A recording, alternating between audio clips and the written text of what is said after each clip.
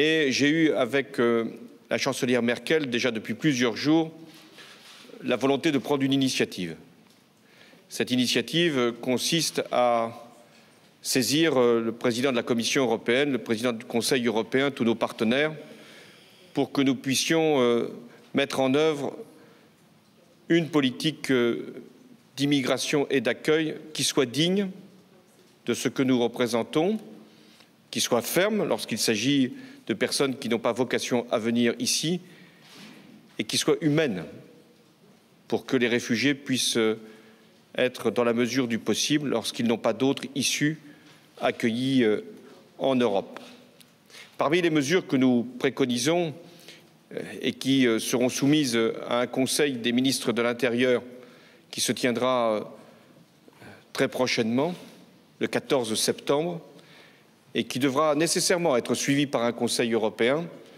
Parmi ces mesures, il y a des centres d'enregistrement pour que nous puissions accueillir les réfugiés, raccompagner ceux qui n'ont pas vocation à être présents sur notre territoire, pour que nous puissions aussi protéger nos frontières, c'est légitime, pour que nous puissions également agir vers les pays d'origine, pour que nous puissions endiguer les mouvements de population et traiter la cause même de ce qui les fait partir, et puis pour que nous puissions agir sur les pays de transit, là où il y a effectivement des risques pour leur vie.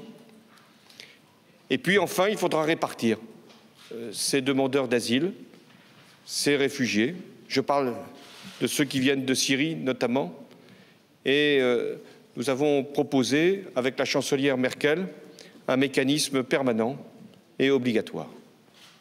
Je considère qu'aujourd'hui, ce qui a été engagé ne suffit plus et qu'il y a des pays, je ne vais pas ici les citer parce que nous devons travailler avec tous, mais qui ne répondent pas à leurs obligations morales.